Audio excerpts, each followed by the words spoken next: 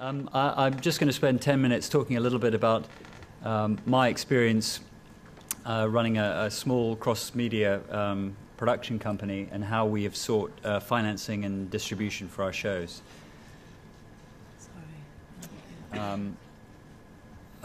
We focus on scripted entertainment shows, but having just watched Martin's presentation, I think we're going to start immediate development of a live swingers thing in a bunker. It sounds a hell of a lot more fun. We started in 2006. I was working at Sony Pictures before that in digital. I founded the company with my brother, who was in advertising. And what got us really excited was sort of the rise of YouTube and the huge numbers of people that started to watch short-form video.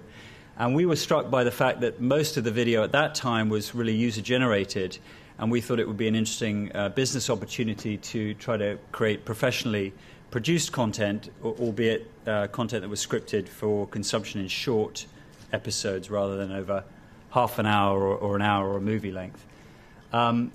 We had some investment last year from Endemol, and we've had great support for them as we try to break into this ecosystem and create a sustainable business model. And I guess overall we look for finance from a number of places, from sponsors, from traditional sources, so studios, broadcast networks, and to some extent from other sources of government finance where we can find it. What we would typically do when we've come up with what we believe to be a compelling idea for a new series and something that can live across multiple platforms is approach either advertisers, emerging platforms, or the studios. I think most often we would go to someone with an audience first, typically a portal or a social network. And, as we all know, there are huge numbers of people now. I think Microsoft has between 500 and 600 million unique users every month across MSN, Hotmail, and Instant Messenger. MySpace, well over 100 million people. Whatever it is, 2.5 to 3 billion mobile phones in the world now. We're all spending much more time on these new platforms. And the universe is kind of fragmented, as people have eloquently said already today. Once we have some kind of guarantee that we will be able to reach an audience because we've struck a deal with a platform or a social network, we then find that we're in a better position to go and talk to an advertiser or a sponsor about how they can get involved financially. And typically we would try to structure a deal so that a portion of the spend from the advertiser goes towards the production budget, and then there's another component that funds a media buy on the platform. It can happen, of course, that someone can get behind your show editorially on a social network, but I think everything moves a lot further and faster if you have paid media to support it, and you're going to get pushed a hell of a lot harder. So I think that's a very important part of how to make them work for you as you're trying to reach an audience. Studios and networks, as I'm sure everyone knows in the room, all the studios now have quite sizable digital divisions, some of which are funding productions of this kind, short-form content, and many of the TV broadcasters are also experimenting in financing shows that are of different shapes and sizes. Of course, there are traditional investors in filmed entertainment and a number of government incentives as well. Many of the regional funds that have traditionally supported movies now have digital IP funds that are looking for projects to get involved with. A quick sort of snapshot of some of the things that we've done. When Evil Calls was our first show, and we did it in partnership with the horror channel, Cello Zone. It was 20 episodes that were designed for release on mobile phones, and we launched it as a partnership with O2, a marketing partnership with O2 in the UK. So they promoted it in store as well as quite aggressively on a number of their, their online and mobile kind of destinations. We then distributed it in probably about a dozen countries on mobile. Each operator had a different kind of structure for, they were typically charging for the episodes at that time. And I think with mobile now it's moved much more towards an advertiser-funded model, so it's free content to the consumer supported by advertisers. But at that time it was around getting a share of revenues, and people might pay 50p or so for an episode. What we then did was we shot some extra footage after we'd seen that it was a success as a mobile series. We shot another 20 minutes of footage with Sean Pertwee playing a new character, and we re-edited all of the content that we'd made into a feature film, and we then licensed the rights to Sony in the UK and to Lionsgate in the States. And we did all of that at a very low budget, so we made the entire thing for around £100,000. And what we're now doing with that IP is working on a TV series. So we hope to have started it very small, taken it on a couple of different platforms, and then go to a much larger budget with a slightly different format. Last year we did a series called Beyond the Rave, and that was financed by Hammer Films, the sort of old British horror studio from the 30s and 40s and 50s, and this was their comeback production after 30 years. They hadn't made anything, which was very exciting to work on. And we entered into a partnership with MySpace, and it was MySpace's first commission of an original series outside the US. And we worked with some fun people: Sadie Frost, Jamie Dornan, who played Kirsten Dunst's lover in Marie Antoinette and is a Calvin Klein model, and Pete Tong did the music for the series. And what went online was probably about 80 minutes, but I guess in total we probably filmed another 80 that we made available around the central video series.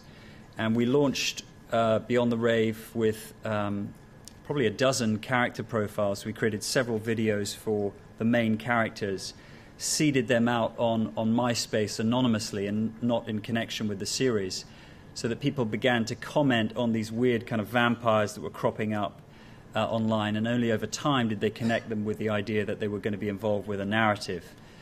And we launched that, 19 markets. We're now selling the TV rights, and we're about to bring out a DVD which has over 3 hours of content, as I say, even though the original series was probably only 18 minutes. Last year we also worked on we co-produced a number of productions with Endemol. Kirill was a sci-fi series starring David Schofield from the Pirates of the Caribbean films, who's in Gladiator and Valkyrie.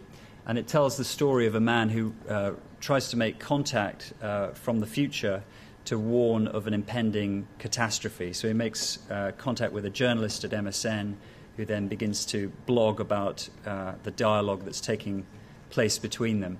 So this was launched several weeks before the video started by this kind of blog dialogue, and in a number of ways virally, and won some awards, which was always nice. We won a Webby for the best drama episode, and nominated for a digital Emmy. And we're now planning the rollout of that on MSN sites around the world. This was just done in the UK, and in partnership with Xbox, who put up some of the money for the series and sponsored it. We also worked on Cell 2, which Peter will talk about after me, but that's an action thriller. It was all shot in green screen, financed by Sony Pictures for Crackle, which is its sort of web destination in the US. In terms of just some general observations about, having been at the coalface trying to cobble together money and, reach an audience with these sorts of properties,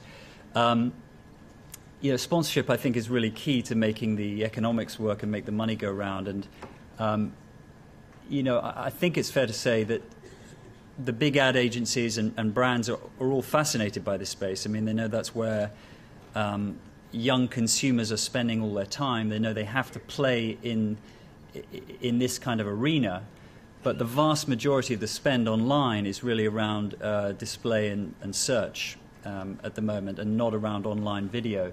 You can see there's some figures that were kind of discussed at MIPCOM last week.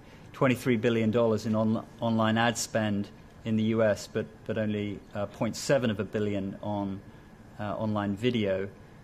So TV is still much, much bigger, 100 times bigger at $70 billion. Now, obviously, that's changing fast. I think TV advertising is declining at around 15-20%, depending on the market that you're in, per year. And online video advertising will be going up extremely fast, but it's still relatively small and quite difficult to move, large brands into decisions to spend money on these sorts of shows. And inevitably you need to get through the agencies who are very protective of their clients, and rightly so, focus very much on what the brand message is rather than what your story is. And you really need to kind of get a meeting of the minds in terms of how they get value from a collaboration. I think there's still a large number of discrepancies around how you report and measure success. What does a view mean? Does that mean that you click across something for 1 second? Do you have to have viewed it for a minute? What qualifies as real sort of engagement with a property and therefore value for a brand? Those are still things that I think are being figured out. Although, as I say, there is real interest in trying to do things in this space, and many leading brands around the world starting to dip their toe in. On the studio and the network side, my sense is, everyone is obviously hurting right now. It's an immensely difficult time, and this space is no different. The studios are suffering very badly from falling DVD revenues, and these digital divisions quite often are able to advance minimum guarantees for productions because they've been underwritten by the home entertainment group or by the TV group. So they've got falling DVD revenues, and the TV networks are all suffering. So it's challenging to get large checks from studios, but they are being written from time to time. Quite often they want to know that a sponsor, though, is on board before they'll come in. And there is an absolute recognition that, it's not just going to be 30 minutes, 60 minutes, 90 minutes. Young kids are really consuming in a very, very different way. And as the biggest content creators out there, they have to fund new forms of, content. In terms of, how it is to deal with portals, social networks, again, very challenging to get anyone to finance a show unless it's part of a brand building exercise and you can take a marketing budget. But portals and social networks really, in particular, are now just interested in promoting shows, at the highest level possible where there's a sponsor on board. So the burden is moving to the producer to find a sponsor to make that work, although sometimes you can do it in partnership.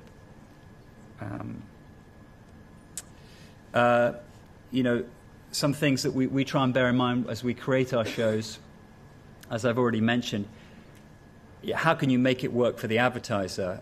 You obviously go to the table thinking you've got a brilliant story, otherwise you wouldn't feel excited to pitch it. But they want to see a way that the brand can become a character, really, and be integrated in a kind of subtle and meaningful way. So there's definitely a meeting of minds required there. If you're doing short-form content, how can you leave the audience on a cliffhanger at the end of each very short episode? You don't have the luxury of building into a story over 10 or 20 minutes as you would with a movie. It really needs to be quite kind of you need to hook them through. And at this point about it's more than just the video, that's been made very sort of strongly today. There's a lot of pressure to stimulate the audience in a wide variety of ways. So I think people have spoken to that already. Why should they experience it on multiple platforms? You can't just serve up the same content on a DVD and ask people to pay for it if they've had it free. So how are you going to make that experience different? Why should they transfer from one platform to another? And then, in terms of IP exploitation, I mean, these things are all being done at very low budgets. I don't think anyone is getting rich. So what happens next beyond the first run? How can it grow? And just as a brief kind of snapshot of one project that we're doing next, it's an action thriller in the style of Bourne and 24. We've shot a prequel for it, so we can take that to advertisers and studios to show them the kind of quality level that we can achieve. I think without video footage, it's quite difficult to get people on board. So we financed that in partnership with a traditional film sales agent who are now very strong in the digital area, and we raised a fund ourselves from private investors. What's going to happen next is a choose-your-own-adventure experience where you can put yourself in the role of the lead character and make decisions about what he should do next, as well as a feature film. And the idea is to drive an audience from the internet into theaters and to buy the DVD because of the amount of exposure for the prequel, which will have been released online first. So I think I'm out of time.